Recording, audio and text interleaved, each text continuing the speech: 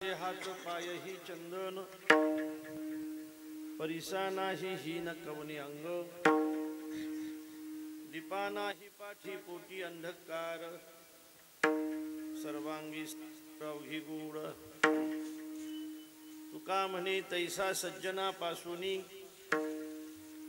तुका म्हणे तैसा सज्जनापासूनी पाहता वगुण मिळे चिना दीपा नाही पाठी पोटी अंधकार सर्वांगी साखर अवघी गोड विठ्ठल विठ्ठल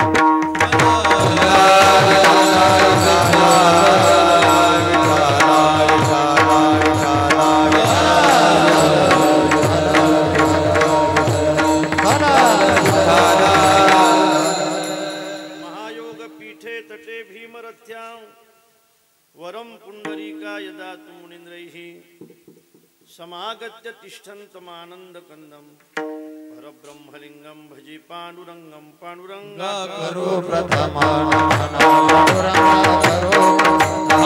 पांडुरंगा करो प्रथम नमन दुसरे करण नाथाचे दुसरे चरण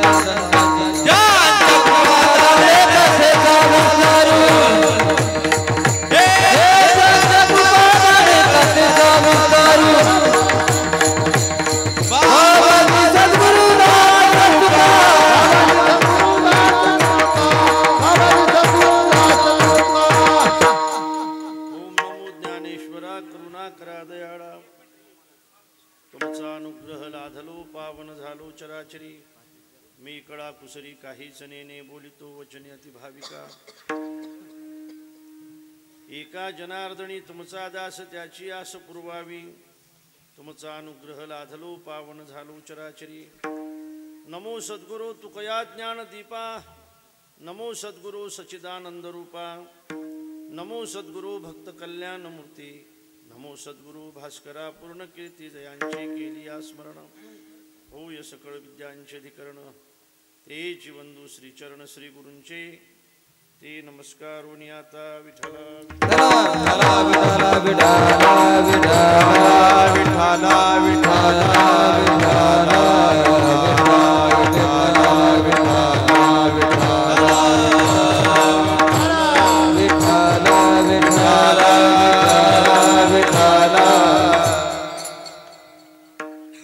सगळ्यांना टोप्या दिल्या ना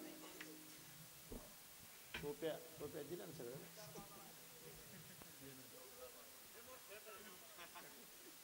तुम्हाला नाही दिली टोपी यांना दिल्या टोप्या सगळ्यांना टोप्या दिल्या नंतर काही द्यायचं काम नाही समजा मला नाही टोप्या दिल्या म्हटल्यावर काय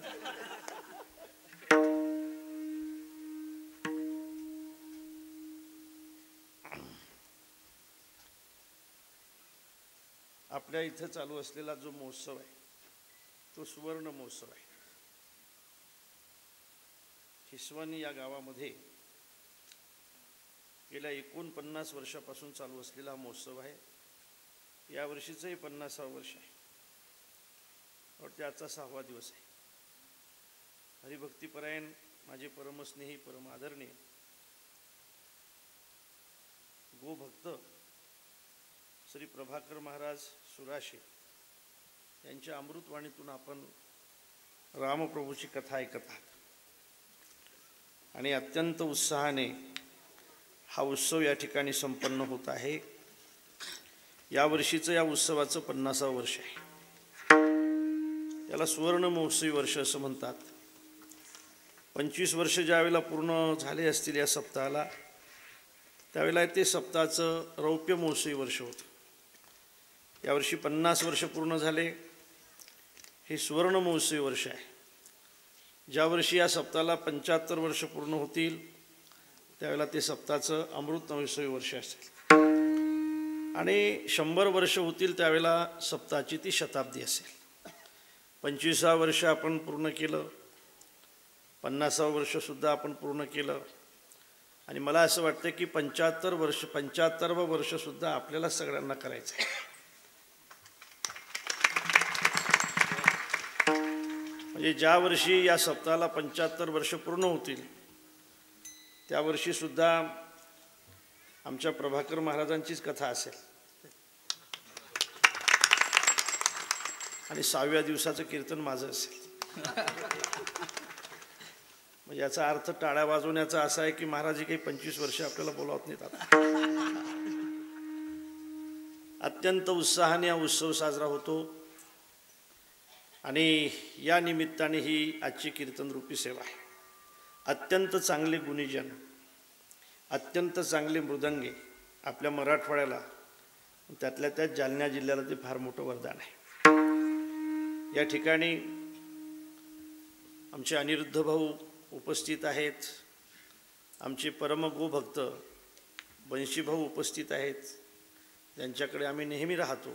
ते आमचे दादासाहेब आहेत. सगळ्यांची नावं मला माहीत नाहीत, पण आपण सगळेजण या ठिकाणी उपस्थित आहात. सज्जनानो, जगद्गुरू तुकोबारायांचा अभंग आहे. अभंग 3 चरणाचा आहे. या अभंगातून जगद्गुरू तुकोबाराय हे सज्जनाचं महत्त्व प्रतिपादन करतायत. विठ्ठल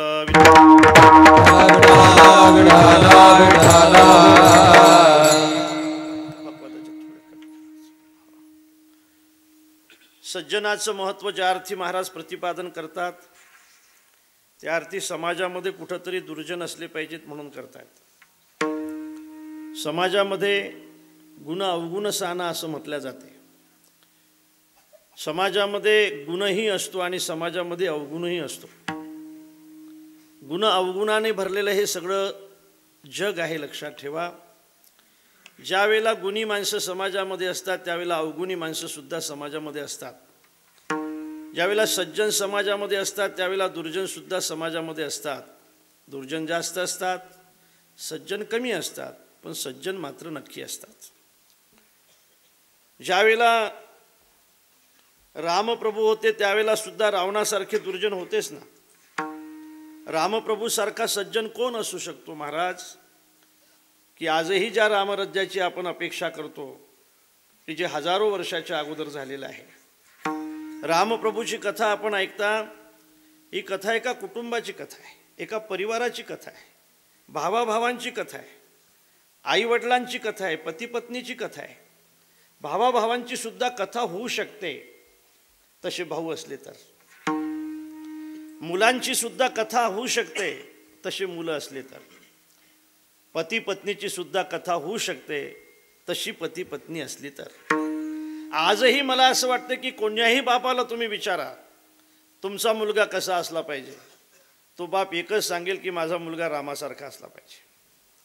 तुम्ही कोण्याही विचारा स्त्रीला तुमचा पती कसा असला पाहिजे, ती सुद्धा हे सांगेल की माझा पती रामासारखा असला पाहिजे. तुम्ही प्रजेला विचारा राजा कसा असला पाहिजे, ती प्रजा सांगेल की राजा सुद्धा रामासारखाच असला पाहिजे, रामासारखा राजा असला पाहिजे. तो एकतर बायको सोडून दिलेला असला पाहिजे, नाही तो बायको न केलेला असला पाहिजे. नाही का? सोडून दिले. शक्या सीता समानारी मर्त्य लोके विचिन्वता न लक्ष्मणो समो भ्राता. स्नेहोदयांच सौख्यंच यदि वा जानकीमपि आराधनाय लोकस्य न मुंचते नास्ति मे व्यथा. फार सुंदर आहे. रामप्रभूने भरताला सांगितलेली नीती आहे. भरता, राज्यकारभार कसा चालवला पाहिजे, राज्यकारभार कसा असला पाहिजे, राजाने प्रजेप्रती कसं असलं पाहिजे हे लक्षात ठेव. राजाने स्नेहाचा त्याग करण्याची पाळी आली तरी केला पाहिजे, दयेचा त्याग करण्याची पाळी आली तरी केला पाहिजे. दया म्हणजे आपल्या कुटुंबाप्रती असलेली. दयेचा त्याग करण्याची पाळी आली तरी केला पाहिजे, स्नेहाचा त्याग करण्याची पाळी आली तरी केला पाहिजे, स्नेहोदयांच सौख्याचा त्याग करण्याची पाळी आली तरी केला पाहिजे. अरे यदि वा जानकीमपि, आपल्या बायकोचाही त्याग करण्याची पाळी आली तरी त्यांनी केला पाहिजे, पण लोकांना दिलेल्या शब्दाचा मात्र त्यांनी त्याग कधी नाही केला पाहिजे. आणि म्हणून राजा कसा असावा असं तुम्ही प्रजेला विचारा. याच देशातल्या प्रजेला विचारा असं नाही, जगातील कोण्याही देशातल्या प्रजेला विचारा, ती प्रजा एकच सांगेल की राजा रामासारखा असला पाहिजे. पुढे चला. मित्र कसा असला पाहिजे, भाऊ कसा असला पाहिजे आणि भाऊ सुद्धा रामासारखाच असला पाहिजे. अहो मी पहिला श्लोक म्हणून गेलो ना. रामप्रभू असं म्हणतात लक्ष्मणाला शक्ती लागल्यानंतर, हे नळनील, हे जामवंत, हे बिभीषण, हे हनुम्या, लक्षात ठेवाले का, माझ्या भावाला उद्या कशाने काही झालं ना तुम्हाला राम जिवंत दिसणार नाही. अरे जिने आपल्या पोटचा गोळा माझ्यासोबत पाठवला, माझा दादा 14 वर्ष झोपला नाही, माझ्या दादाने 14 वर्ष काही खाल्लं नाही, वनवास त्याने भोगला, इंद्रजिताचा बाण लागलाय त्याला. माझ्या भावाला जर उद्या कशाने काही झालं तर उद्या तुम्हाला राम जिवंत दिसणार नाही. याचं कारण रामाला जिवंत राहण्याचा अधिकार नाही. शक्य सीता समानारी मर्त्यलोके विचिन्वतान लक्ष्मणो समभ्राता. शक्य आहे मला अयोध्येसारखं राज्य मिळेल, शक्य आहे, शक्य आहे मला अयोध्येसारखं राज्य मिळेल, शक्य आहे मला सीतेसारखी बायको मिळेल, पण अशक्य आहे मला लक्ष्मणासारखा भाऊ कधी भेटणार नाही. मला जर माझा भाऊ भेटत नसेल तर काय करायचं ते राज्य, काय करायचा तो विजय, काय करायची ती सीता. मला राज्यही नको, मला विजयही नको, मला सीताही नको, मला फक्त माझा भाऊ पाहिजे. सज्जनानो, आजही मला असं वाटते प्रत्येक घराला या बंधुप्रेमाची गरज आहे, प्रत्येक घराला.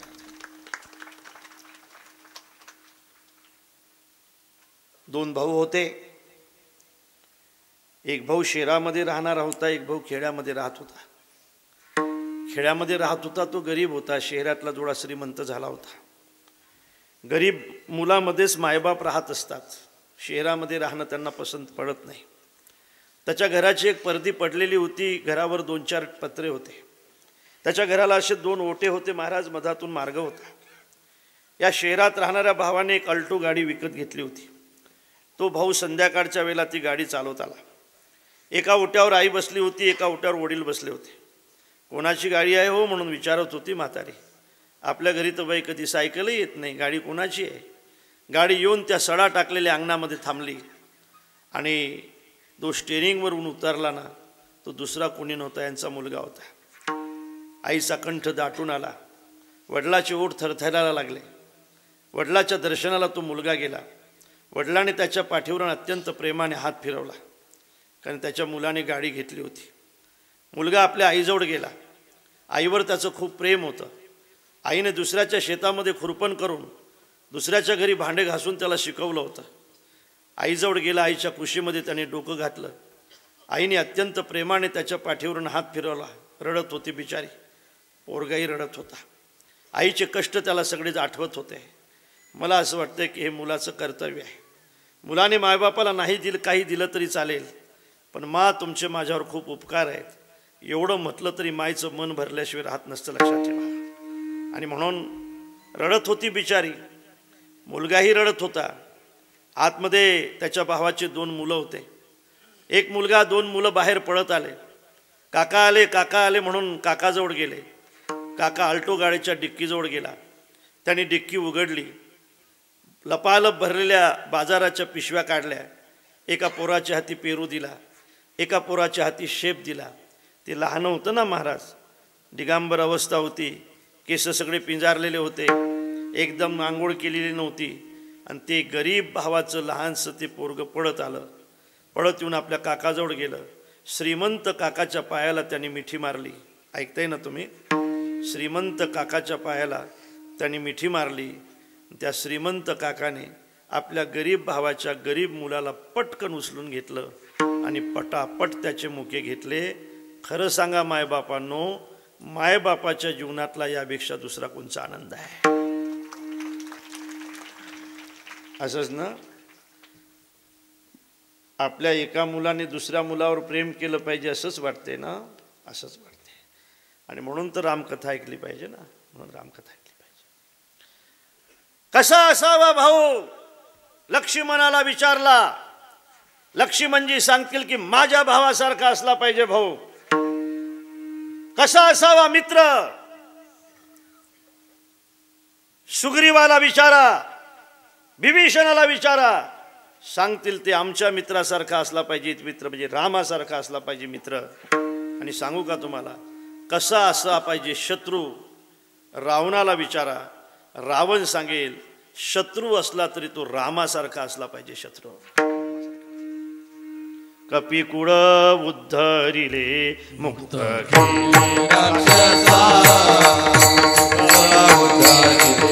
मुक्त केले, कपिकुळ उद्धरिले मुक्त केले राक्षसा, मुक्त केले राक्षसा. राम चांगले चांगले माझे कंठीरा हो भले, कपिकुळ उद्धरिले मुक्त केले राक्षसा. नाम चांगले चांगले माझे कंठीरा हो भले,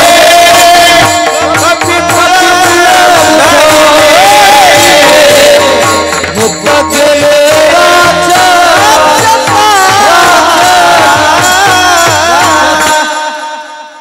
असंच वाटते ना आपल्याला, राजा रामासारखा, भाऊ रामासारखा, मित्र रामासारखा, शत्रू रामासारखा. म्हणून रामायण ऐकलं पाहिजे. ज्या वेळेला इतके सज्जन माणसं होते महाराज रामायणामधले, रामप्रभू सारखा सज्जन ज्या काळामध्ये होता, त्यांनाही त्रास देणारा रावणासारखा दुर्जन होताच ना महाराज, होताच ना. अरे भगवान श्रीकृष्णासारखे सज्जन ज्या काळामध्ये होते, त्या काळामध्ये सुद्धा कंसासारखे दुर्जन होतेच ना, होतेच ना. ज्या काळामध्ये आमचे ज्ञानोबा राय होते, त्याही काळामध्ये वेसोबासारखे काही दुर्जन होतेच ना. देहांत प्रायश्चित्त घेतलं पाहिजे तुम्ही. फार मोठी चूक केली तुम्ही, याच्या अगोदर अशी चूक कोणी केली नाही, त्यामुळे शास्त्रामध्ये त्याचा निर्णय नाही. तुम्हीच हे चूक केली. अरे ग्रस्ती माणसाने संन्यासी झालं पाहिजे, संन्यासी माणसाने ग्रस्ती व्हायचं नसते. तुम्ही जर झाला असाल, कशाला गेला संन्यासी होण्यासाठी? वैराग्य नव्हतं इथंच का मेला नाही? आला तिथं, प्रपंच स्वीकारला, 4 मुलांना हे कलंक आमच्या समोर उभे केलेत तुम्ही. तुमच्या पुरांची मुंज व्हावी असं वाटत असेल. तुम्ही ऐकताय ना महिलांनो, कशाबद्दल बोलतो मी? कशाबद्दल बोलतो? अरे मी कशाबद्दल बोलतो? हे आरक्षणाबद्दल.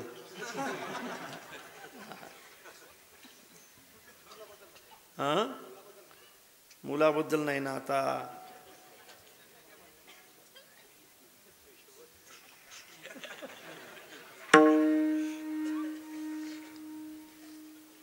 ज्ञानोबा यांच्या मायबापाबद्दल बोलतोय. देहांत प्रायश्चित्त घेतलं पाहिजे तुम्ही, त्याशिवाय आम्ही तुमच्या मुलांना स्वीकारणार नाही. घेतलं हो देहांत प्रायश्चित्त पोरांसाठी. पोरांसाठी काय करणार नाहीत मायबाप? देहांत प्रायश्चित्त घेतल्यानंतर, देहांत प्रायश्चित्त समजते का? सोप्या भाषेत म्हणजे फाशी. फाशी समजते का? फाशी. हो. हे जे फेट्यावाले 2 म्हातारे आहेत ना, 2-3, तुम्ही पण चोपदार, तुम्ही विदर्भात चला माझ्यासोबत. 1-1 लाख रुपये देतो तुम्हाला, फक्त फाशी घ्यायची.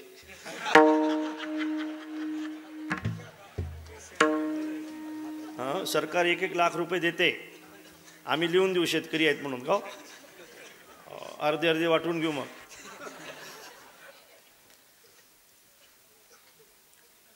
ज्ञानोबा यांच्या आईवडिलांना देहांत प्रायश्चित्त घ्यायला लावणारे त्या काळातले धर्ममार्तंड होते, म्हणजे दुर्जनच होते ना महाराज, दुर्जनच. त्यांच्या आईवडिलांनी देहांत प्रायश्चित्त घेतल्यानंतर सुद्धा या धर्ममार्तंडाने शुद्धीपत्र नाही दिलं. धर्ममार्तंडाने शुद्धीपत्र महाराजांना दिलं नाही. ज्ञानोबा रायांना त्या काळामध्ये एका रेड्याने शुद्धीपत्र दिलं.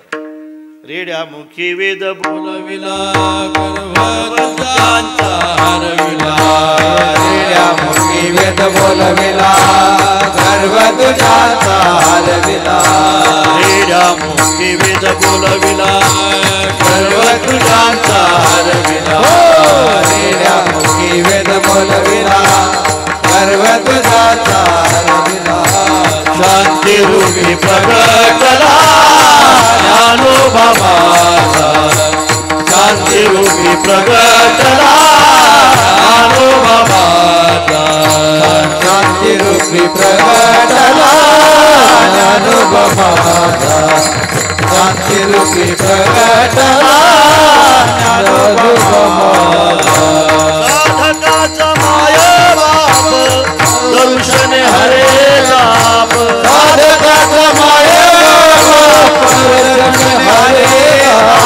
साधकाचा माया बाप दर्शन हरे ताप साधकाचा माया दर्शन हरे ताप सर्वागती सुख रूप ज्ञानोबा माझा सर्वागती सुख रूप ज्ञानोबा माझा सर्वागती सुख रूप ज्ञानोबा माझा सर्वागती सुख रूप ज्ञानोबा माझा ज्ञानोबा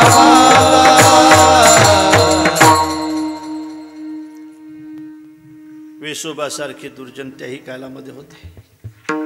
तुकोबारायांनी या धर्मासाठी आपल्या प्रपंचाची राख रांगोळी केली. त्याला सुद्धा मंबाजीबुवासारखे दुर्जन त्रास देतच होते. नाथ महाराजांच्या घरी देव पाणी भरत होता. फार सुंदर आहे महाराज.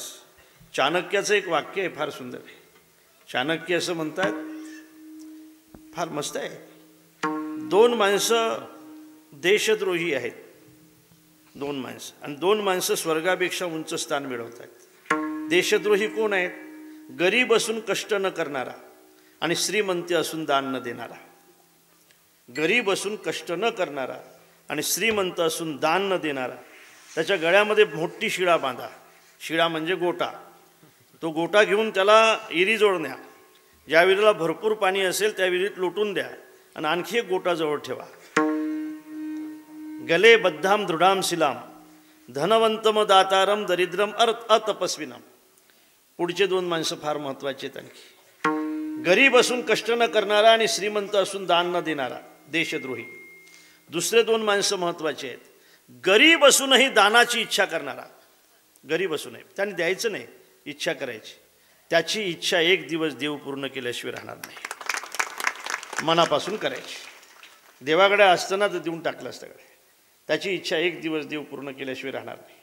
गरीब असून दानाची इच्छा करणारा आणि पुढे ऐका, भरपूर शक्ती असूनही क्षमा करणारा. क्षमा करणारा. शक्ती असणारी माणसं क्षमा करत नसतात, नाही का? शक्ती असणारी माणसं क्षमा करत नसतात.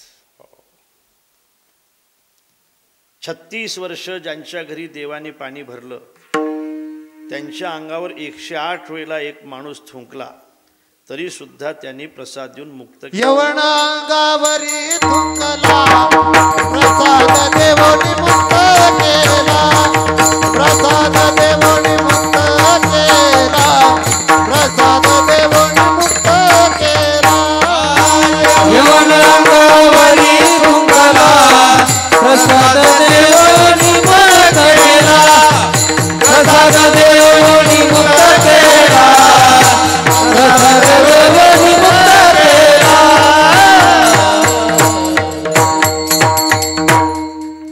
शक्ती असणारी माणसं क्षमा करत नसतात. ती धनाची शक्ती असेल. काही बिचारे असतात की सत्तेची शक्ती असून सुद्धा कीर्तन ऐकतात, नाही का? पण नाहीतर क्षमा करत नाही शक्ती असणारी माणसं. चोपदार बरोबर आहे ना? तुम्ही क्षमा करताय का?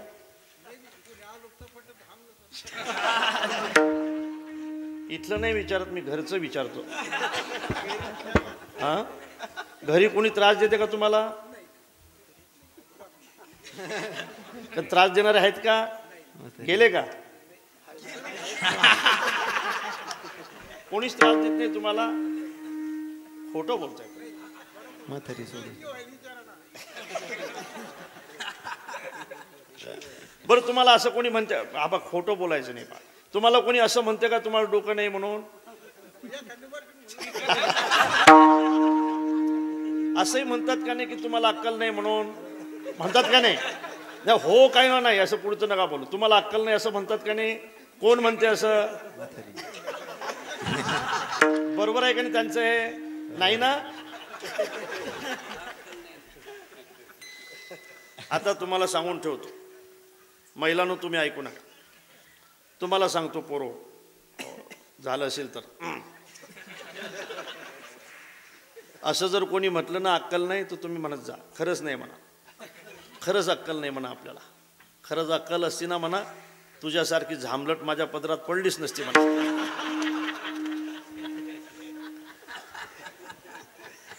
असं म्हणसाल नाही तर.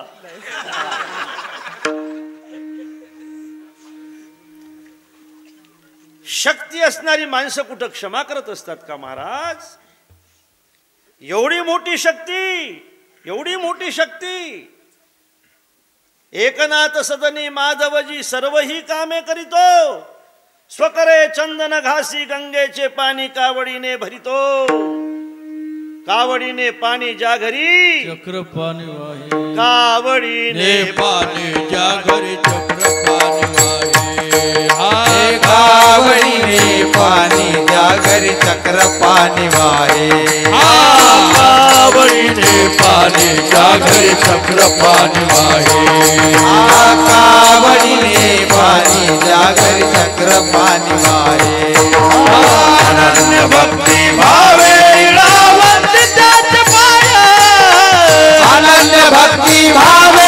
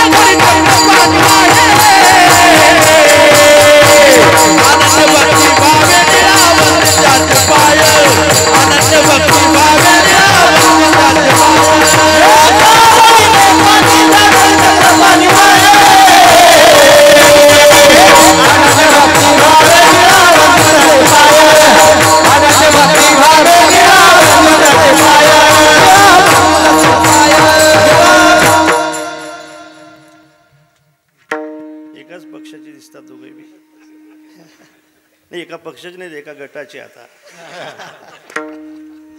काय झालं, मी परवा एका ठिकाणी कीर्तनामध्ये पकवाद दोन्ही वेगवेगळे वाजायचे.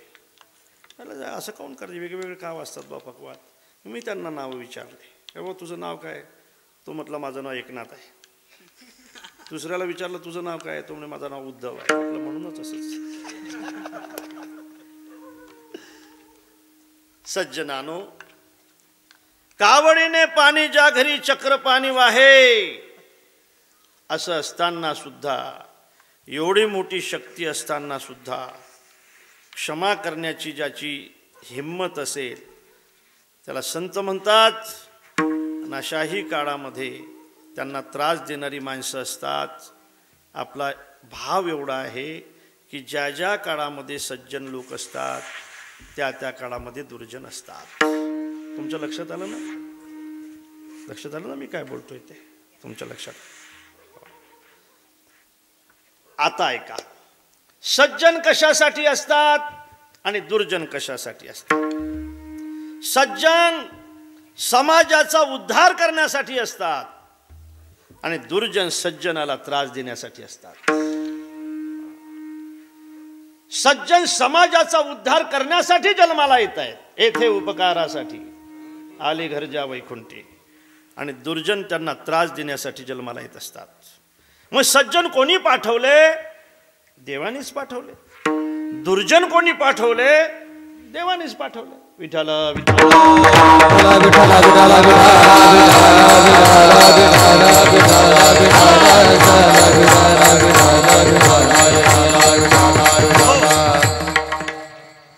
कशासाठी नियुक्ती आहे भगवान? हे समुद्र मंथनातून जर तुम्ही सगळं अमृतच बाहेर पाडलं असतं तर आम्ही अमर झालो असतो ना. हे 14 रत्न बाहेर काढण्याची काय गरज आहे प्रभू?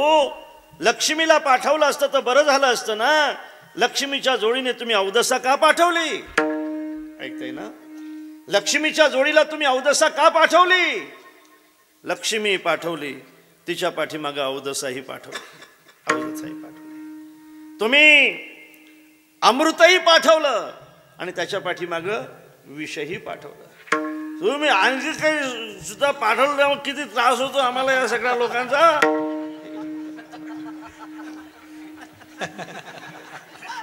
समुद्र मंथनात नाही महाराज, मला माहित नाही. जमलं का नाही? हे कशासाठी पाठवलं प्रभू तुम्ही? सगळं चांगलं पाठवलं असतं ना, आज समाजामध्ये सगळं चांगलं दिसलं असतं. जुळ्या कशाला लावल्यात? लक्ष्मीच्या सोबत अवदसा कशाला? अमृताच्या सोबत विष कशाला? सज्जनानो हे समुद्र मंथनातून पाठवले. लक्ष्मी पाठवली आणि लक्ष्मीची निंदा करण्यासाठी अवदसा पाठवली. अमृत पाठवलं आणि अमृताची निंदा करण्यासाठी विष पाठवलं. तसे सज्जनही पाठवले आणि सज्जनाला त्रास देण्यासाठी दुर्जन पाठवले.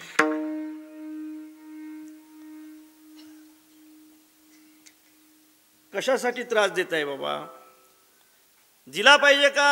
हा दिला पाहिजे. का बरं देतात? सज्जनानो, सज्जनाचं महत्व सज्जन वाढवत नसतात महाराज. सज्जन हे सज्जनाचं दर्शन करून देत असतात. नाथ बाबा हे ज्ञानोबारायांचं दर्शन करून देण्यासाठी आहेत.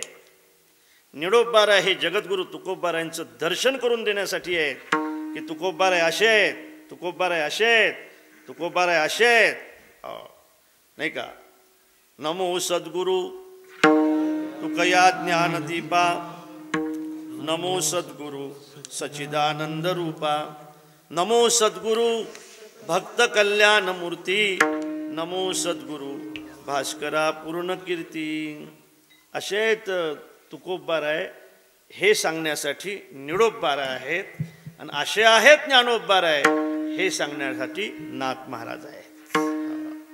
कैवल्याचा पुतळा प्रगटला पुतळा, कैवल्याचा पुतळा प्रगटला पुतळा, कैवल्याचा पुतळा प्रगटला पुतळा, कैवल्याचा पुतळा प्रगटला पुतळा.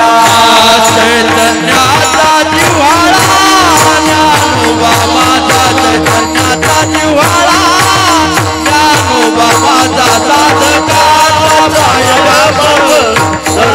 हरे ताप, साधकाचा दरुषणे हरे ताप.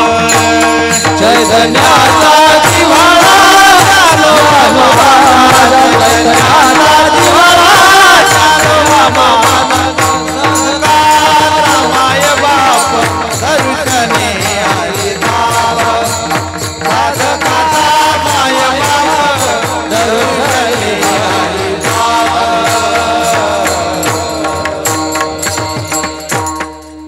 दर्शन करून देणं वेगळं असतं, महत्व वाढवणं वेगळं असतं. महत्व कोणी वाढवलं आमच्या नाथबाबाचं? बोलू द्या मला. कोणी वाढवलं नाथबाबाचं महत्व? खरं सांगू का महाराज? त्या थुंकणाऱ्या यवनाने वाढवलं. बरोबर आहे? कोणी वाढवलं आमच्या तुकोबारायचं महत्व? कोणी वाढवलं? काट्याने तुकोबारायांना मारणाऱ्या मंबाजीने वाढवलं. कोणी वाढवलं आमच्या ज्ञानोबारायांचं महत्व? ज्ञानोबारायला त्रास देणाऱ्या आणि मुक्ताबाईच्या हातचं खापर फोडणाऱ्या वेसोबाने वाढवलं. मुक्ताबाईच्या हातचं खापर जर वेसोबाने फोडलं नसतं तर मुक्ताबाई ज्ञानोबाराय योग आज्ञेने आपली पाठ तापवू शकतात आणि त्याच्यावर मुक्ताबाई मांडे करू शकते हे आपल्याला समजलं नसतं. लक्षात ठेवा.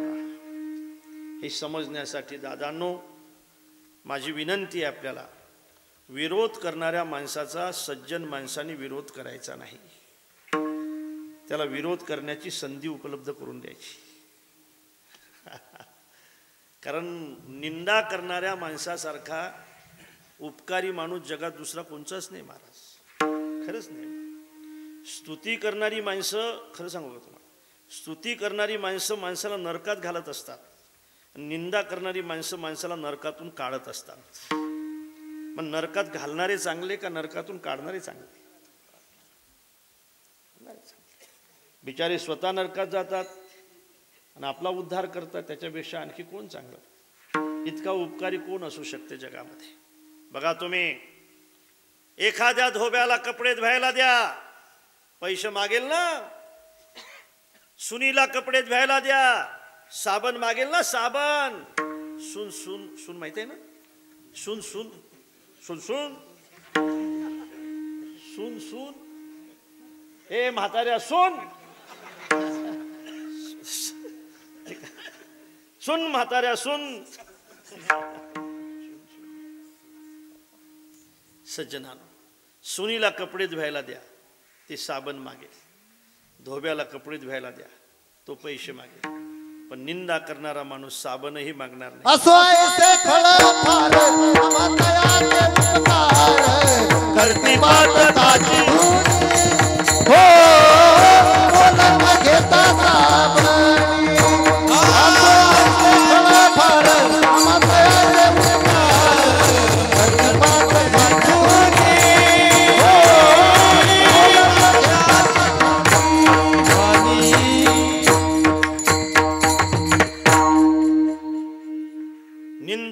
निंदा करून तुमचे पापरूपी कपडे धुवून दिल्याशिवाय राहणार नाही. म्हणून सज्जनानो, निंदा करणारी माणसं आपलं पाप घेत असतात. यामुळे खऱ्या अर्थाने निंदा करायची का नाही तुम्ही ठरवायचं आहे, करायचीच नाही. कारण निंदा करणाऱ्या माणसाजवळ पाप येत असतात महाराज, पाप येतात. येती निंदकापाशी अशेषही पापे. नसले असले नसलेले पाप निंदा करणाऱ्याजवळ येतात. हे यांना सांगितलं पाहिजे ना, का तुम्हाला सांगितलं पाहिजे? कोणाला सांगा? चोपदार आणि यांना इकडे हे करत नाहीत का निंदा? इकडच्या महिला मंडळ सबर ऐका. एका ब्राह्मणाला कढी खाण्याची इच्छा झाली. ब्राह्मण बुवाने एका म्हातारीला ताक मागितलं. पूर्वीच्या काळी घरामध्ये सकाळी सकाळी मंथनाचा आवाज येत होता, बरोबर आहे ना? असं मंथन नाही का, कसं करतात माहित आहे? असं असं करतात. हो, हे गुडघ्याचा व्यायाम होतो, हाताचा होतो, असं असं. नवीन लोकांना नाही माहित आहे, तुम्हाला माहित आहे जुनं. रवी लावली. ब्राह्मण बुवा या आज ताकाला. ब्राह्मण बुवा तवली घेऊन आले. तवली अशी असते महाराज, तिचं तोंड मोठं असते, त्याला तवलीच म्हणतात ना. ती अशी हाताने नाही पकडल्या जात. म्हातारीने ताक दिलं, डोक्यावर ती तवली घेतली. एक घार वरून जात होती. त्या घारीच्या तोंडामध्ये साप होता. त्या सापाच्या तोंडातलं पीस खाली पडलं, ते नेमकं ताकामध्ये पडलं. ब्राह्मण बुवा घरी गेले. ब्राह्मण बुवाने सुंदर कढी केली. इतकी खास कढी केली महाराज की त्याच्यात जिरं टाकलं, त्याच्यात मोहरी टाकली, त्याच्यात कढीपत्ता टाकला, त्याच्यात लसूण असं ठेचून लसूण टाकलं. इतकी खास कढी झाली ती महाराज. थोडं लोणीसुद्धा त्याच्यासोबत म्हातारीने दिलं होतं. इतकी चोपडी तेल कढी झाली होती. एकदम गरम गरम कढी होती. जिरं खालीवर करत होतं, मोहरी खालीवर करत होती.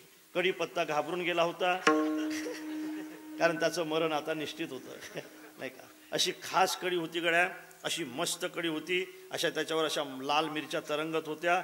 असा घमघम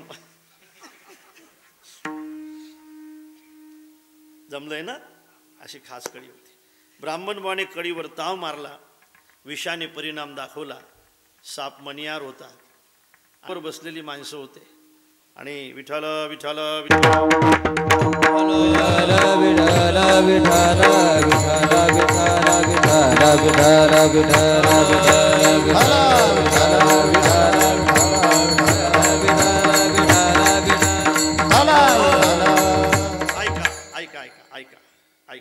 नाही का? ओट्यावर बसलेली माणसं होते.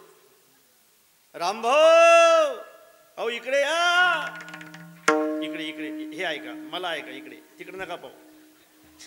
हो चष्म्यावाले भाऊ, तुम्हीच हा बस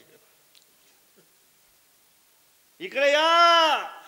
माहित आहे आपल्या गावातल्या शांताबाईने बामण मारला.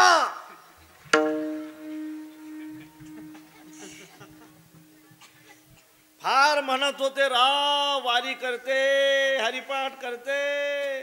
काही नसते राजा, दाखवण्याचे वेगळे असतात, खाण्याचे वेगळे असतात.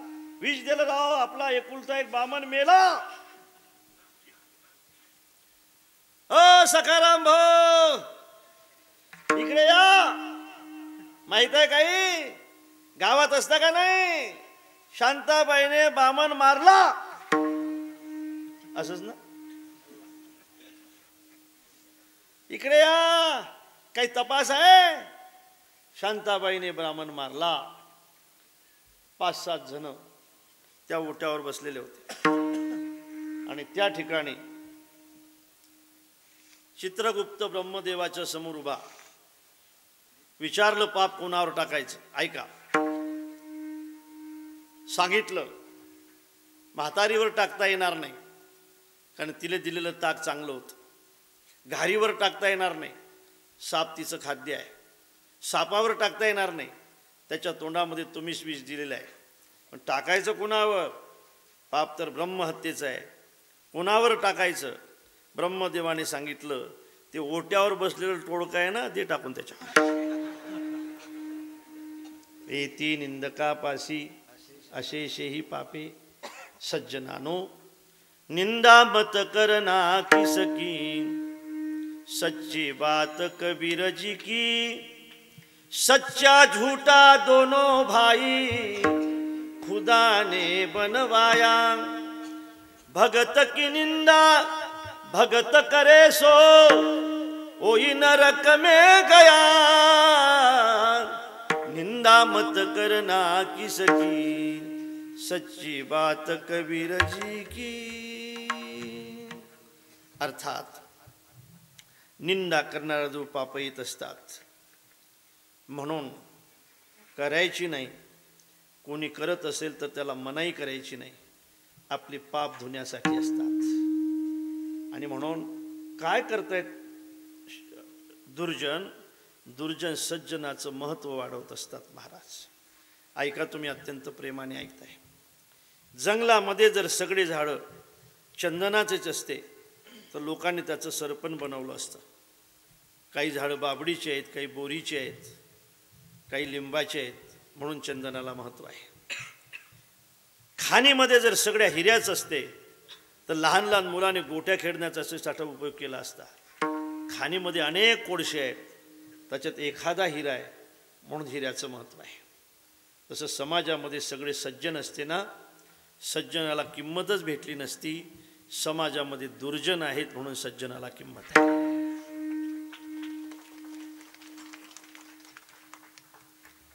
आणि म्हणून हे जोड्या अशा चालत राहतात.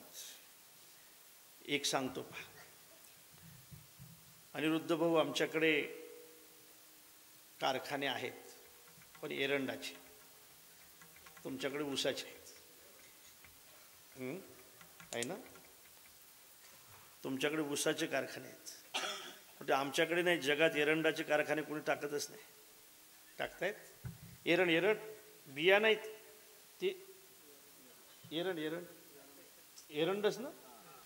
त्याला कांडे असतात ऊसासारखे, आहे ना एरंडाला. एरंड पाहिलं ना तुम्ही? हो, एरंड पाहिलं का रे? एरंड पाहिलं तू? कसे असतात? असे जाळ असतात. हो म्हणतो रे का? हो म्हणतो. तू पाहिलं का एरंड? नाही? मामा आहे का तुला? मामाला पोरगी आहे का? नाही? मग धोतर सोडू नको तू आता.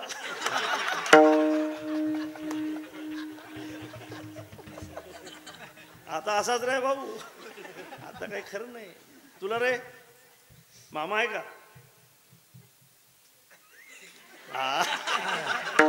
मग मामीची पूजा कर. एरंडाचे कारखाने नाहीत.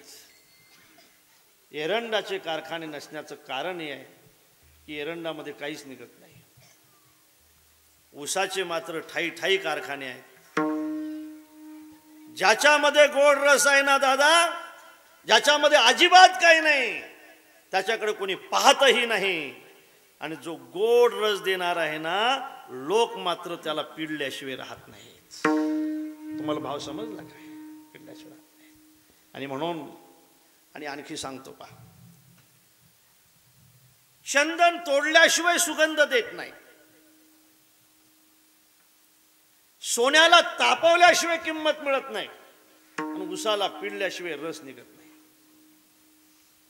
दृष्टम दृष्टम पुनरपि पुनर्चंदनम चारुगंधम छिन्नम छिन्नम पुनरपि पुनस्वादु चैवेक्षु कांडनम दग्धम दग्धम पुनरपि पुनर्कांचनम तप्तवर्णम प्राणार्तेबी प्रकृतीर विकृतीर न जायते नोत्तमानाम. काय म्हणतो चंदन? तुम्ही मला कितीही तोडा, तुम्हाला कितीही तोडा, त्या तोडणाऱ्या कुऱ्हाडीचं तोंड सुद्धा मी सुगंधित केल्याशिवाय राहणार नाही. तुम्ही मला किती पिळा, तुम्ही मला किती पिळा, पण त्या पिळणाऱ्याच माणसाला मी गोड रस दिल्याशिवाय राहणार नाही.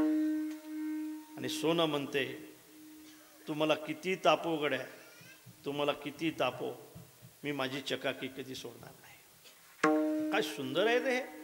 आपण याचा विचार करत नाही, फक्त कीर्तन ऐकतो, आम्ही करतो, आपण विचार करत नाही. सोन्याला तापवणारे महत्वाचे आहेत की नाही महाराज? नाही तापवलं तर किंमत वाढेल का? वाढणार नाही. चंदनाला तोडणारे महत्वाचे नाहीत का? नाही तोडलं तर सुगंध मिळेल का? तसं उसाला पिळणारे महत्वाचे नाहीत का? नाही पिळलं तर पेढे मिळतील का? तसं सज्जनाला त्रास देणारे दुर्जन महत्वाचे नाहीत का? आणि नाही दिला तर तो सज्जन कळेल का? आणि म्हणून समाजामध्ये सज्जन आणि दुर्जन असतात. अर्धा तास राहिला आपल्याजवळ चालीसहित. सज्जनानो ऐका, दुर्जन कशाला म्हणतात याचा विचार करू आपण आणि पुढे जाऊ. महाराज दुर्जनाची एक व्याख्या आहे पहा. दुर्जन दुर्जन दुर्जन दुर्जन म्हणताय महाराज, पण कशाला म्हणताय दुर्जन? सांगतोय पहा. अकरुणत्वम अकारण विग्रह परधने परयोषितीच स्पृहा स्वजन बंधू ईश्व स्वविष्णुता प्रकृती सिद्धम इदमी दुरात्मना. ऐका दुर्जन कशाला म्हणतात. अकरुणत्वम, ज्याच्या अंतकरणामध्ये कधीही दुसऱ्याबद्दल करुणा नाही, दुर्जन म्हणतात. दुसरा माणूस कितीही संकटात असून सुद्धा त्याचं अंतकरण द्रवीभूत होत नाही, दुर्जन म्हणतात. एखादा माणूस फार मोठ्या संकटात असूनही, त्याच्याजवळ 2 पैसे शिल्लक असूनही त्या संकटाला जो मदत करत नाही, त्याला दुर्जन म्हणतायत. करुणा नसणारा जो माणूस असेल ना, त्याच्या अंतकरणामध्ये खऱ्या अर्थाने एखादं दुःख वाटत नसेल ना दुसऱ्याचं, पायी काटा नेहते ती व्यथा जीव मोठे म्हणतायत माऊली, तसं जर त्याचं अंतकरण दुसऱ्याबद्दल द्रवीभूत होत नसेल महाराज, तो दुर्जन आहे. विठाला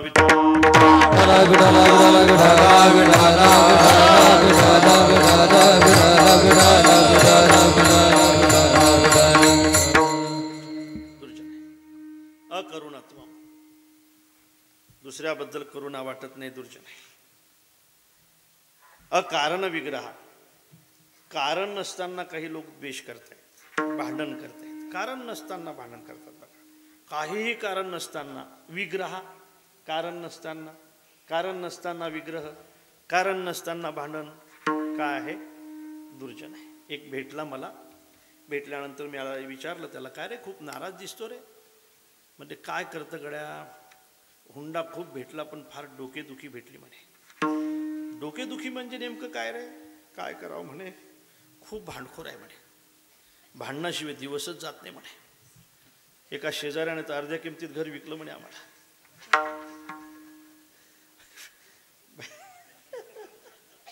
भांडणाशिवाय दिवसच जात नाही म्हणे. त्याला विचारलं नाव काय रे? नाव शांताबाई आहे म्हणे. ते दृष्टांतातलं आहे बरं सगळं. नाव शांताबाई आहे म्हणे, पण भांडायला लागली की कुत्र्याचीच आई आहे म्हणे. त्याला मी एक सल्ला दिली, तुम्हाला पाहिजे असेल तर तुम्ही घेऊ शकता. त्याला असं सांगितलं की एक काम कर, भांडण तुझ्या घरात होणार नाही. म्हणे काय करू सांग ना. हे काय वाजते रे, कुरकुर नका वाजू ना, असं स्टेजवर काही वाजू नका, ते ठेवून दे रे, ते गोळे ठेवून दे.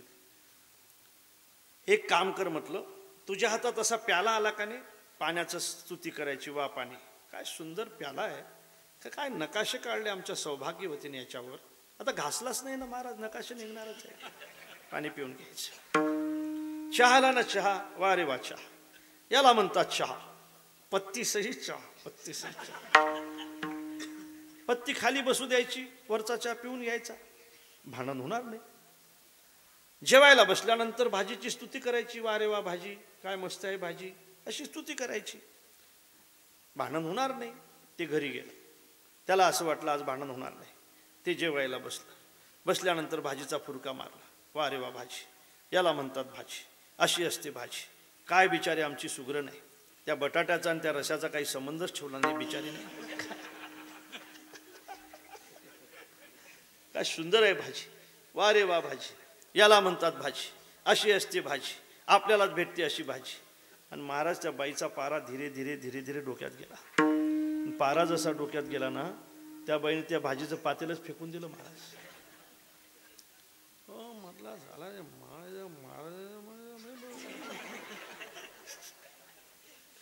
समोर उभी राहिली आणि म्हणते 10 वर्षापासून भाजी करते म्हणे, 10 वर्षापासून. असंच ना,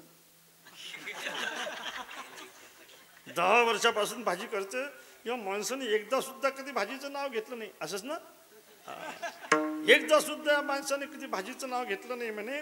आजच दुसऱ्याच्या घरची भाजी आणली तर काय कौतुक चालू.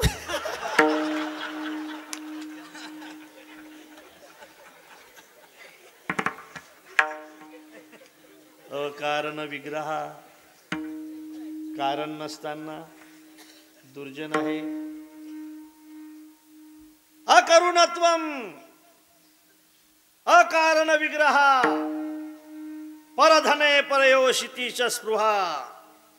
दुसऱ्याची संपत्ती पाहून ज्याचं पित्त खवळते तो सुद्धा दुर्जन आहे. दुसऱ्याचा मान पाहून ज्याचं पित्त खवळते. मान महाराज हा प्रारब्धाने भेटत असतो. प्रारब्ध बनवा, मान भेटत राहील. हा संप्रदाय मानातून निर्माण झाला नाही, हा संप्रदाय अपमान सहन करून निर्माण झालेला संप्रदाय. लक्षात ठेवा, अपमान सहन करणाऱ्याने हा संप्रदाय वाढवला. संप्रदाय करून मानाची कशाला अपेक्षा करायची महाराज. मानदंब चेष्टा हे तो सुकराची विष्ठा. मान हा सुकराच्या विष्ठेसारखा असतो. काम करा गड्या, मानाचा काय विचार करायचा. प्रभाकर महाराज आहे तिथं. मी नेहमी म्हणत असतो महाराज, काम मान नाही, काम मान नाही, काम. काम करत राहा, काम करत राहिलं पाहिजे. असो, दुसऱ्याची संपत्ती पाहून ज्याचं पित्त खवडते दुर्जन आहे, दुर्जन आहे. आणि पुढे चाला. परधने परयोषितीच स्पृहा, स्वजन बंधू ईश्व सहिष्णुता. म्हणजे स्वजनाबद्दल सुद्धा, जवळच्या माणसाबद्दल पैशाच्या पुढे तो कोणालाच किंमत देत नाही, दुर्जन आहे.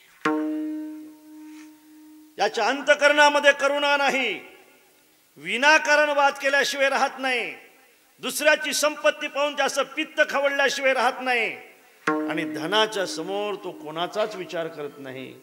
हे दुर्जनाची व्याख्या आहे. विठ्ठल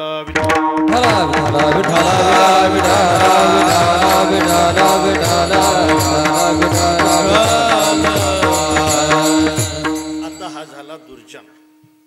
आता सज्जन कोण?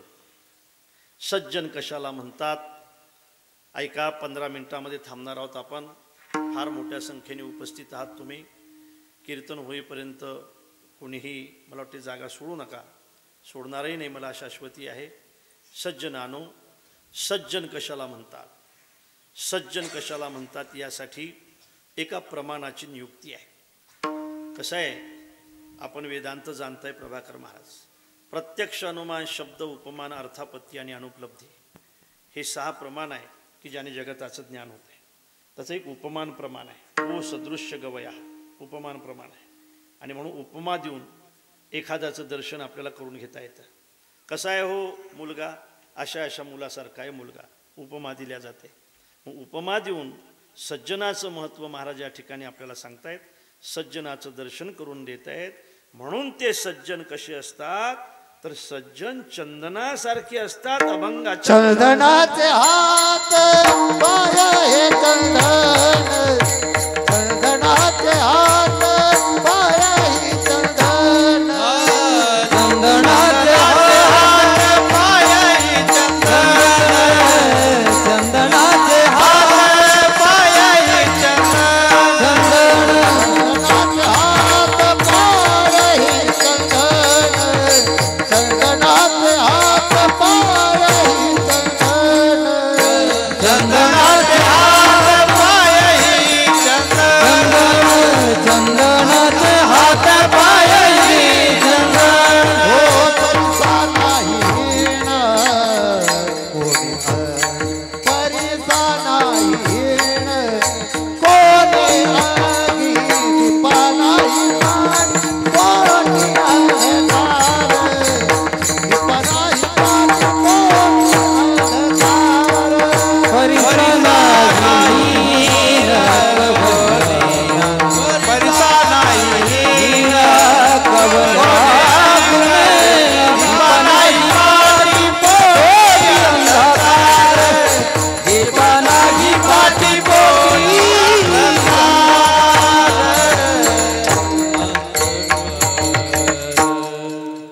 चंदनाची उपमा आहे. तुम्हाला चंदन माहीत आहे. चंदन काय करतो? चंदनाच्या ठिकाणी परोपकारता आहे. चंदनाच्या ठिकाणी सुगंधिता आहे. चंदनाच्या ठिकाणी शीतलता आहे. चंदन हा काय करतो? चंदन आपल्या संगतीने असणाऱ्या झाडांना सुगंध देतो. आपुल्या महिमाने नाही नाही सर्वांगी सुवास परितो उगला न राहे, शोभवती तरुवर चंदन करीतची जाई. आपल्या संगतीने असणाऱ्या वृक्षांना सुगंध देतो. हा चंदनाचा अत्यंत महत्त्वाचा गुण आहे. चंदन काय करतो? स्वतः झिंजतो, दुसऱ्याला शीतलता देतो. तापलेल्या तेलाच्या कढईमध्ये बुनभर जर टाकला तर ते तेल शांत करतो. हे चंदनाचे गुण आहे. सज्जनाच्या ठिकाणी सुद्धा हे गुण आहेत. म्हणून चंदनाची उपमा आहे. संसाराच्या तापाने तापलेल्या जीवाला सज्जनाची संगत शांत करते. म्हणून चंदनाची उपमा आहे. संत चंदन जसा झिंजतो तसे संतही समाजाच्या उद्धारासाठी स्वतः झिंजतात. म्हणून चंदनाची उपमा आहे. आणि आपल्या संगतीने असणाऱ्या झाडांना चंदन जसा सुगंध करतो तसं आपल्या संगतीने असणाऱ्या साधकांना सुद्धा ते सद्गुरू किंवा ते संत तो सुगंध देत आहेत. म्हणून चंदनाची उपमा. ऐका गड्या सुज्ञ आहात तुम्ही. चंदनाची उपमा महाराज देत आहेत. पण आपण असं म्हणू की महाराज चंदनासारखे असतात संत. तुका म्हणे गुण चंदनाची अंगी, तैसे तुम्ही जगी संतजन.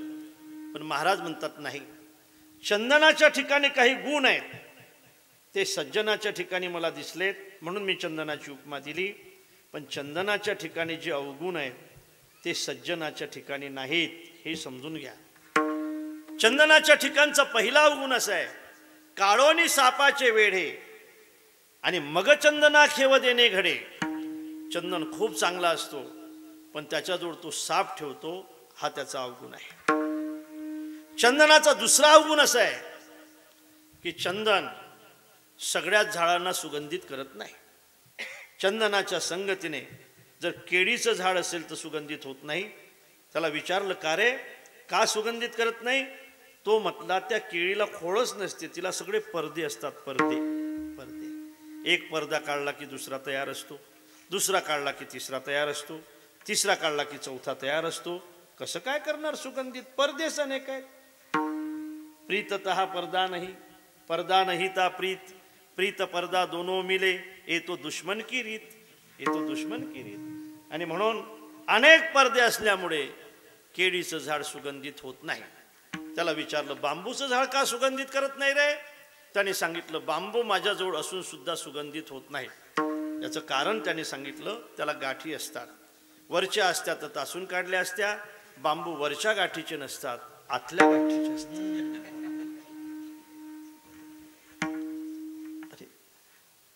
हे मी बांबू बद्दल बोलतो बरं का, स्वर पाहून घे. बांबू कसे असतात? आतल्या गाठीचे असतात. सावका सावका एवढं जोरानं. बांबू बांबू बांबू कसे असतात? म्हणून बांबू सुगंधित होत नाहीत. पण त्या बांबूला माझी विनंती आहे, हे बांबू अशा मार्गावर थांबले का की ज्या मार्गावर, त्या मार्गावरून आमचे पैठणला जाणारे वारकरी जात आहेत. अशा मार्गावर थांब की ज्या मार्गावरून आळंदीला पंढरपूरला जाणारे वारकरी जात आहेत. अशा मार्गावर थांबले का आमच्या एखाद्या वारकऱ्याची नजर तुझ्यावर पडू दे, तुला तोडून घेऊ दे, तुला सरळ बनवू दे, तुला तासून काढू दे आणि तुझ्यावर पताका लावू दे. चंदनाच्या संगतीने किती दिवस राहिला तर तू सुगंधित होणार नाही. पण एखाद्या वारकऱ्याने भगवी पताका लावून जर तुला खांद्यावर घेतलं ना तर लोक तुझी पूजा केल्याशिवाय राहणार नाही. बांबू सुगंधित होत नाही. आणि तिसरं आहे बघा, हिंग. हिंग हिंग हिंग सज्जनाच्या संगतीने सुगंधित होत नाही महाराज. कारण हिंग राहते संगती पण ते दुर्गंधी सोडत नाही, म्हणून सुगंधित होत नाही. ऐकाकडे चंदनाच्या ठिकाणी अवगुण आहे, हा सज्जनाच्या ठिकाणी नाही. सज्जन रेड्याला सुद्धा सुगंध देत आहेत, लक्षात ठेवा. सज्जन कुणालाही सुगंध देत आहेत. मी तुमच्या माहितीसाठी सांगेल, या महाराष्ट्रामध्ये बंकट स्वामी महाराज जर झाले नसते ते इतके सुंदर हे पकवाद वाजले नसते महाराज. महाराष्ट्रामध्ये बंकट स्वामी महाराज जर झाले नसते तर कीर्तनाला चाली भेटल्या नसत्या, लक्षात ठेवा. स्वामी महाराज एकदा आमच्या विदर्भात आले, अनेकदा येत होते.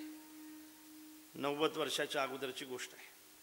पिंपळगाव म्हणून गाव, त्या गावामध्ये सकाळी काकडा प्रसिद्ध होता स्वामींचा. 2-2 हजार लोक काकड्याला त्यावेळेला असायचे, माईक नसताना. आणि सकाळी सकाळी शौचाला गेले आणि त्या गावात एक तमाशा चालू होता. सकाळचे 4 वाजले होते, तमाशाचा शेवटचा गण चालू होता. स्वामीने त्या ठिकाणी तो आवाज ऐकला. स्वरातली माणसं स्वर पाहत असतात ना, स्वरातली माणसं फक्त स्वर पाहतात.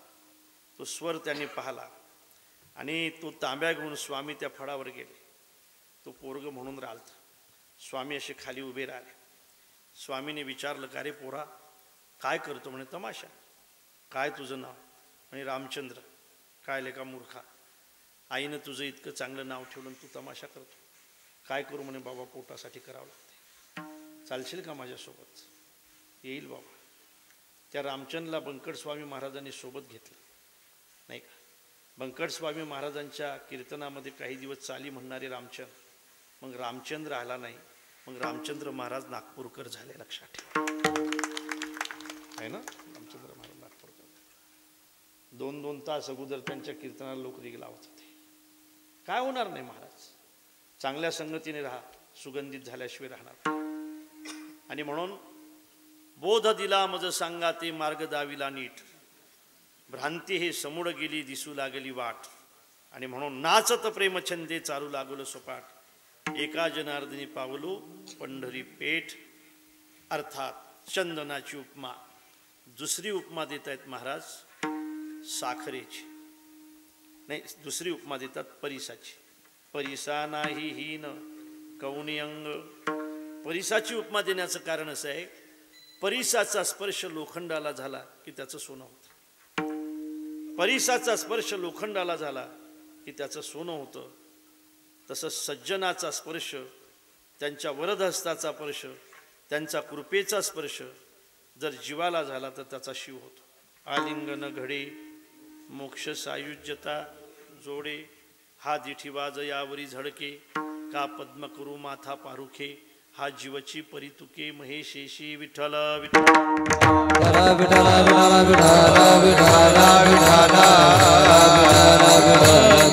परिसाच्या स्पर्शाने जसं लोखंडाचं सोनं होतं तसं साधूच्या स्पर्शाने सुद्धा जीवाचा शिव होतो. लक्षात ठेवा. काय लायकी महाराज आमची. 7वा वर्ग नापास आणि कीर्तनकार. जगन्नाथ अण्णा पवार 4था वर्ग नापास आणि काव्यतीर्थ नाही का. साखरे महाराजांचं शिक्षण सुद्धा एखाद्या वेळेला 10वी पर्यंत. 10वी. एवढे ग्रंथ. हा महिमा कशाचा आहे. परिसाच्या स्पर्शाने जसं लोखंडाचं सोनं होतं तसं संतांच्या कृपादृष्टीने सुद्धा जीवाचा शिव होतो. लक्षात ठेवा. ज्ञानोबा राय सोबत चालणाऱ्या घोड्याला सुद्धा दर्शन घेतात लोक. घोड्याचं सुद्धा दर्शन घेतात. आणि म्हणून परिसाची उपमा आहे. परिसाची उपमा बदलण्याचं कारण सांगतो तुम्हाला. परिस काय करतो पहा. लोखंडाचं सोनं करतो. पण खापरा परिस काय करी. खापराला स्पर्श झाला तरी तो सोनं करत नाही. हा भेद त्याच्या ठिकाणी असल्यामुळे महाराज त्या सज्जनाला अभंगाच्या 2ऱ्या चरणात दीपानागी पोटी पाटी अंधकार. दीपानागी पाटी पोटी अंधकार. दीपानागी पाटी पोटी अंधकार.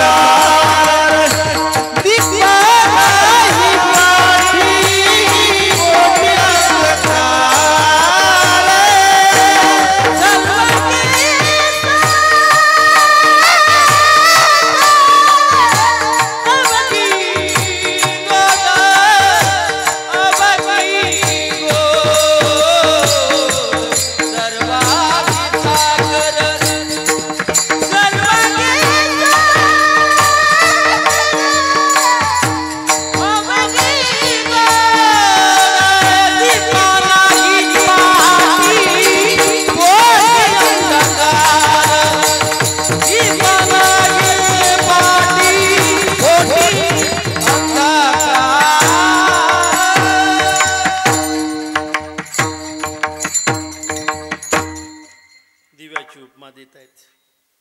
दिव्याच्या ठिकाणी गुण आहे. पहिला गुण असा आहे की दिवा स्वतःच्या प्रकाशनासहित दुसऱ्याचं प्रकाशन करतो. दिव्याचा दुसरा गुण असा आहे अंधकार असेल त्या ठिकाणी प्रकाश देतो. आणि दिव्याचा तिसरा गुण असा आहे आपली हरवलेली वस्तू दाखवून देतो. संत सुद्धा हरवलेलं दाखवून देतात. हारपले आपण आपे पावे तई संता ते पाहता दिवसावे. अज्ञानरूपी अंधकार असेल त्या ठिकाणी ज्ञानरूपी प्रकाश देण्याचं काम संत करतायत. म्हणून दिव्याची उपमा आहे. पण दिव्याच्या ठिकाणी काही अवगुण आहेत. लक्षात ठेवा. ते संतांच्या ठिकाणी नाही. सावध व्हा. 5 अवगुण सांगायचे. 2 अवगुण तुम्ही सांगा. 3 मी सांगतो. दिव्याचा पहिला अवगुण कोणचा. काळा धूळ सोडतो. दुसरा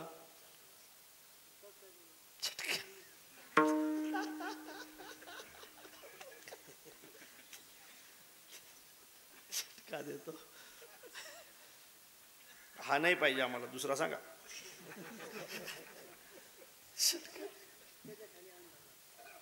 दिव्याखाली अंधार. तोही नाही पाहिजे. ज्ञानोबा राय सांगतात ते पाहिजे. सांगू का ज्ञानोबा राय काय सांगतात. दिवा तेल पितो स्नेहू तिथला खाय. दिवा वाद जाळतो. बरोबर आहे. ज्या ठिकाणी ठेवला ती जागा काळी करतो. पाणी शिंपडलं तर तडतड करतो आणि हवा आली तर विझून जातो. हे अवगुण साधूच्या ठिकाणी नाहीत. आणि म्हणून महाराज उपमा बदलतात. विठोबा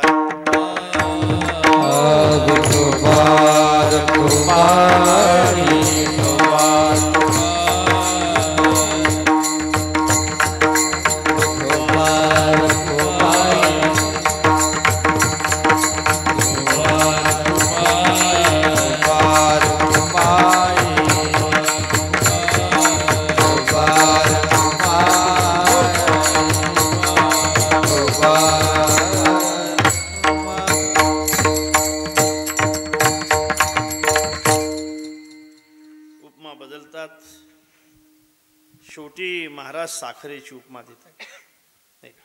सर्वांगी साखर अवघी गोड. साखरेचं असं आहे पहा, एका घरी पाहुणे आले. पूर्वीचा तो काळ होता, पाहुणे जरा सुशिक्षित होते.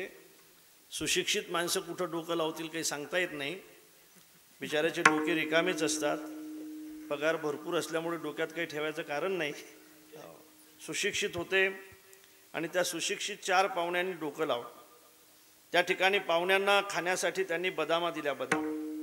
बदामा त्या बदामा कवरसहित होत्या आणि त्या बदामा फोडायच्या, वरचं टक्कर टाकून द्यायचं, आतलं बी खायचं. वरचं टक्कर टाकून द्यायचं, आतलं बी खायचं. बदामा खाणं झाल्या. त्याने नियम असा बनवला की पदार्थ कोणचाही असो, वरचं टक्कर टाकून द्यायचं आणि आतलं बी खायचं. वरचं टक्कर टाकून द्यायचं, आतलं बी खायचं. खाणं झाल्या बदामा. मग त्या घर मालकाने त्यांना खाण्यासाठी खारका आणल्या. फार लेट समजलं तुम्हाला. BSNL चालू आहे का अजून? अर्थात खारका आणल्यामुळे नियम बदलला. वरचं टक्कर खायचं, आतलं बी फेकून द्यायचं. वरचं टक्कर खायचं, आतलं बी फेकून द्यायचं. खारका खाणं झाल्या. मग त्या घर मालकाने त्यांना खाण्यासाठी पिकलेले आंबे आणले. आता काय करायचं? वरचं खायचं का आतलं खायचं? वरचं. पिकलेले आंबे वरचं खायचं. सासरवाईला असंच म्हणसाल, नाही तर तुम्ही गेल्यावर असं खायला.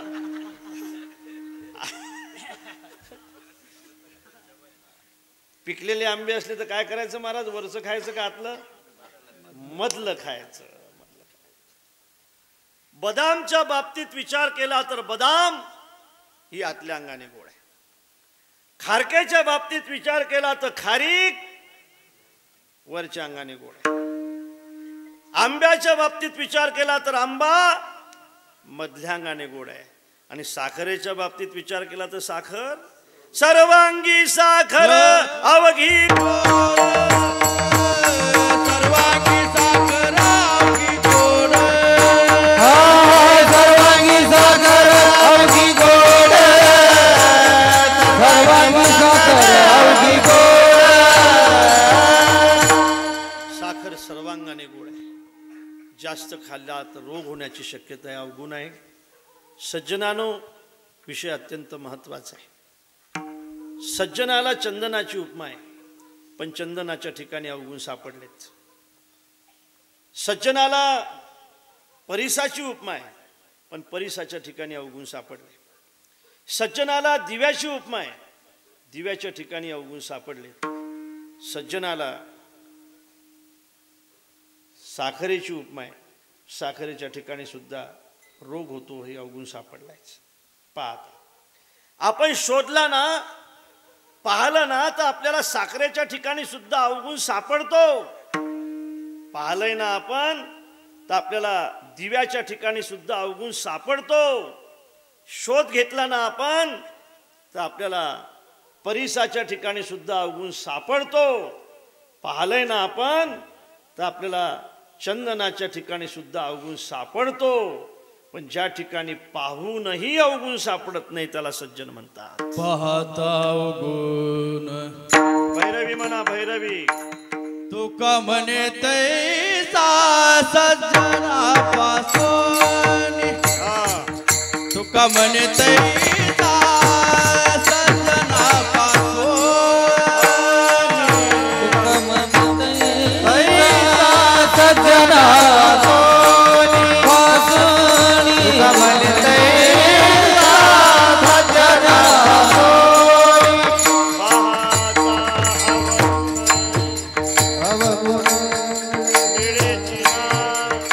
पाहता अवगुण मिळेची ना.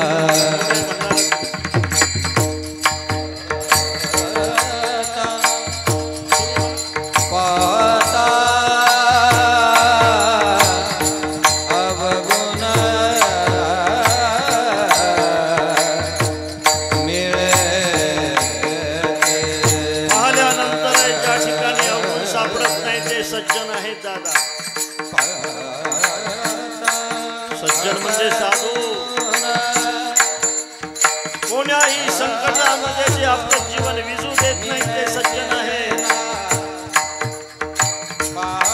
चंदन जसा सुगंध देतो तसे बोधरूपी सुगंध साधकाला देता ते सज्जन आहे.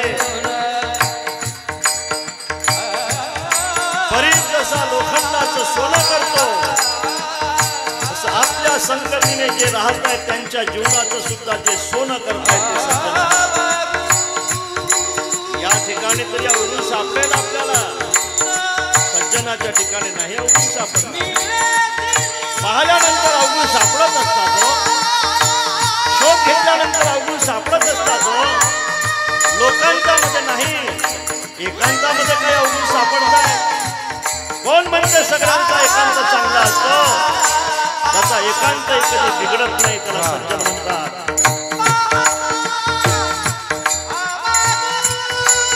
पाहूनही ज्या ठिकाणी अवगुण सापडतात पाहता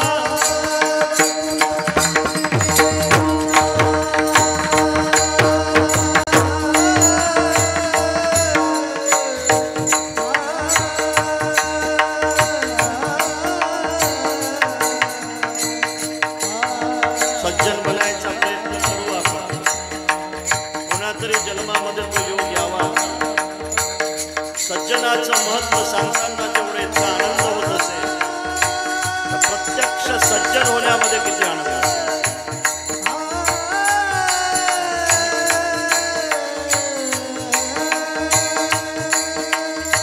पाहता अवगुण मिळेची ना,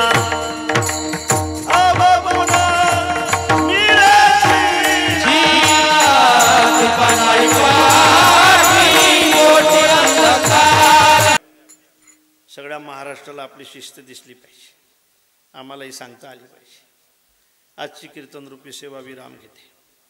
सज्जनानो, गेल्या अनेक वर्षापासून खरं म्हणजे गोमातेची सेवा केली पाहिजे असं आमच्या ग्रंथाने आम्हाला सांगितलं. ग्रंथाने सांगितलं, नाथ महाराजांनी सांगितलं, तुकोबारायांनी सांगितलं, ज्ञानोबारायांनी सांगितलं, रामायणाने सांगितलं, भागवताने सांगितलं.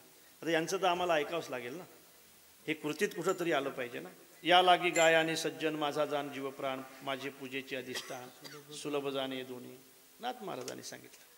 किंबहुना कृषीजीने गोधने राखुनी वर्तने, ज्ञानोबारायांनी सांगितलं नाही का. गवाक्ष नवे हाड, वळती जे गाई त्याशी लागी अनेक काही, तुकोबारायांनी सांगितलं. आणि म्हणून त्या गोमातेची थोडीफार का होईना सेवा घडली पाहिजे असा विचार साधू संतांच्या सांगण्यावरून करण्याचा योग आला. खरं म्हणजे 1-2 गोशाळीपासून संपर्कात घेण्याची सुरुवात केली. आज अनिरुद्ध भाऊ आमच्या कथा कीर्तनाच्या संपर्कात 62 गोशाळा आहेत. त्यांना आम्ही मदत करतो. तुमच्या बाजूने बसलेले आहेत पाटील, त्यांना तुम्ही विचारा, महाराजांना विचारा, रवी आहे इथं, यांना विचारा. महाराज तर उपोषण करण्यामध्ये कट्टर आहे. तुमच्या जिल्ह्याला वरदानच आहे ते उपोषण. आणि म्हणून महाराज सांगतात, सांगा तुम्ही 2 मिनिट थांबा, 2 मिनिट बसा.